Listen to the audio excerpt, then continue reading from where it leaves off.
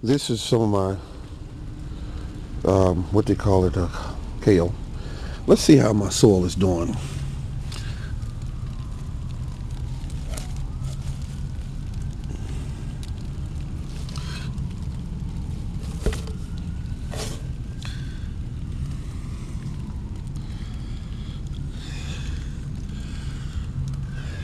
Worms. Interesting. Cover them back up. And it's raining out here. My water drums are filling up. That dense sound means they're full. Let's see how much water we got.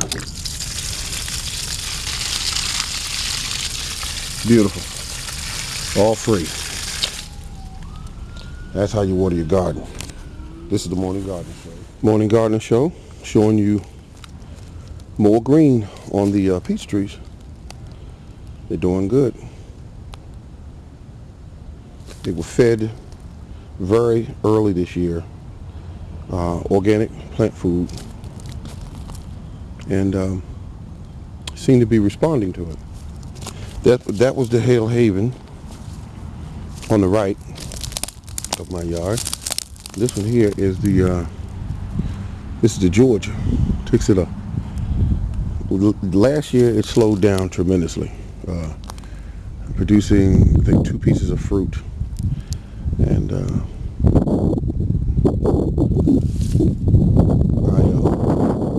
did some research and found that there were a couple things I should have did with the tree. Number one, the wood chips just went down, and they're not really had an opportunity to work themselves into the soil, so I should have still been fertilizing. So that's what I did. So I fertilized this year, and I put another layer of the wood chips down if I can get a hold of some. I think I can,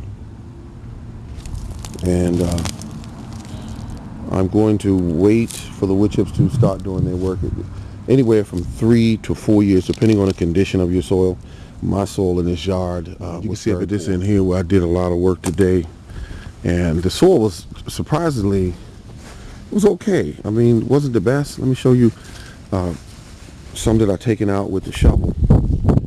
Now my soil years ago was just a pure brown and whitish clay. This right here is looks a little better, but when you ball it up and you gently touch it, it falls apart, but I think it could be better. See? And there's worms in it. That wasn't like that before years ago, but there are a lot more worms in there than that, but they had time to crawl back into the ground. This was what I took out with the shovel. Now look at the texture of the soil. See how it's kind of like cottage cheese in a sense? Well, it gets better than that if you allow the wood chips to do their work for, like I said, 3 to 4 years. And the soil will be tremendous in that amount of time. And this was really, really dense soil that was just clay. And I'm gonna come out here and get some of this kale today. I just want to eat something out of the garden, so I think I'm gonna make me a nice shake. And these over here, these are brave the winter, so they're coming back. As you can see, there's more and more green. But the dino kale, I don't know. I don't think it made it.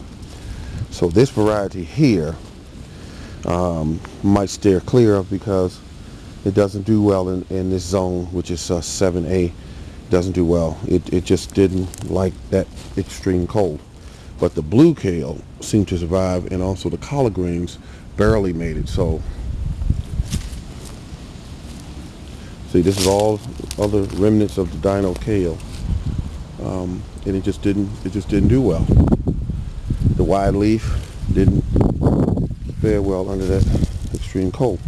But I noticed something else is happening here. The strawberries that I thought was gone, that I covered up with the wood chips, they're coming back.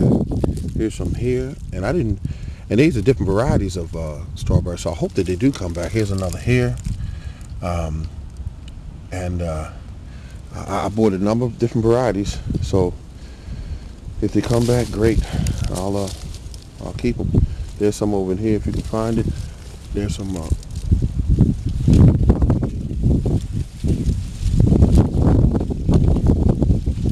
strawberries here.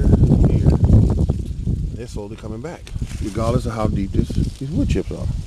And here's some here underneath this leaf here. You can see strawberries. So some people say they're kind of invasive, but as long as you can eat them, I will let them have a place here. Garlic coming back.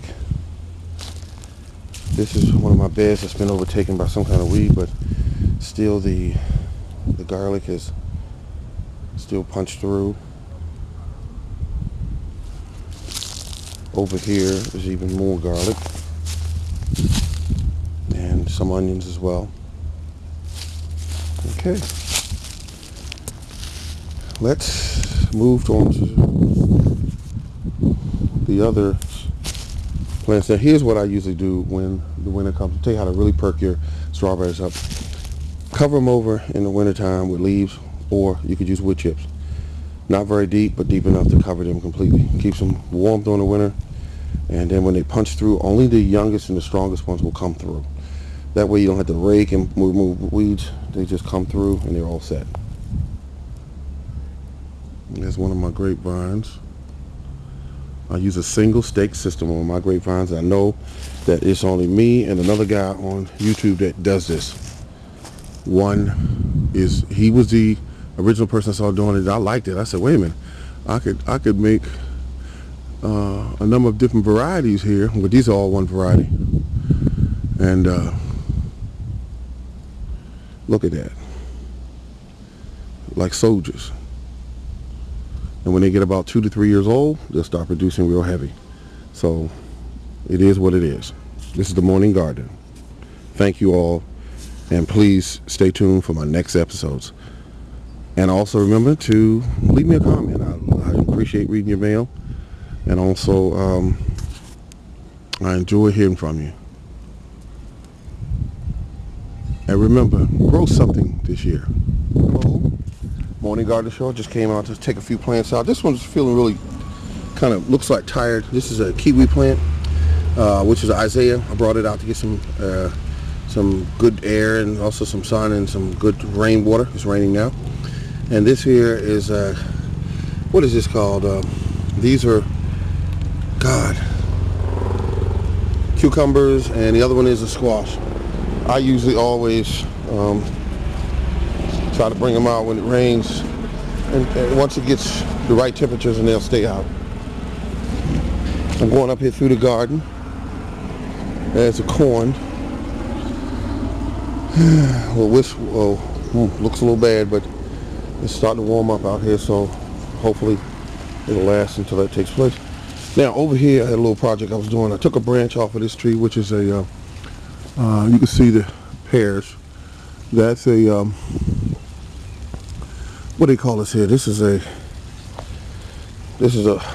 Alberta pear, and took it over here, and like everyone was saying, try to graft it on. So I did what I do, because I don't know how to graft, but I did the best I could. I cut it with my grafting tool and wrapped it with the parafilm up here, where I clipped it off at the tip, and then I clipped it here.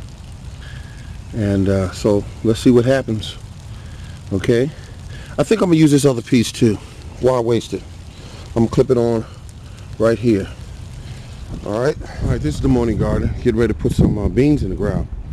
These are snow peas, and here you have my mix. I use a child swimming pool. You can use a tarp, whatever works for you.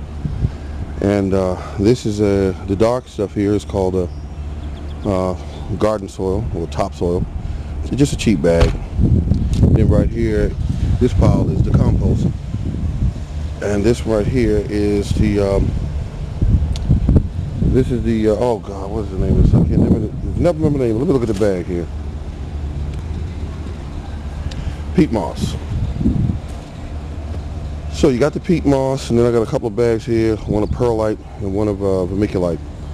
I'm not going to tell you how to mix it because basically I use 1/3, 1/3, 1/3, whatever, and then I use just enough vermiculite so that I can see enough white speckles throughout the mix that satisfies me. But I mix the mix so that it's loose, but yet because I have a lot of clay soil, so I want it loose so my roots could run. And basically that's it. Might add a little fertilizer at the end of it. Make do a side dressing of some organic fertilizer, and that's it. The whole area here you see here is where I put my screen up, or my netting. I've never done this before, so nobody laugh. But there it is. This is my netting, and I'm gonna put I don't know how many plants here. Another, excuse the wind. And there are my tools. Not a whole bunch of tools I needed. The pipe wrench should have been a hammer because I didn't have a hammer on hand. And then we got the spade. We got the scratching thing, which I call the rake, hand rake. And that's it. That's all tool I need. I got my 2 potted plants over there. That's a different type of bean. I'm going to put that on each end of the I guess you call it my homemade trellis or netting. First time doing it. Not bad. Not good, but not bad. We'll see how it holds up. And like I said, the beans here. All this cost me as far as the beans and everything. The beans were about I want to say about $1. And then you got wait a minute, hold up. No, those were 20-cent packs. Yeah. So we're looking at all in all this whole mix, the beans and all, probably about $2. And I'll get maybe $25 worth of beans from it. All right, this is the morning garden in the rain. I'll keep you updated. Picking some kale, and collard greens I'm not gonna mess with right now, but the kale I want. So I'm gonna make a smoothie out of it. This is really good, really good.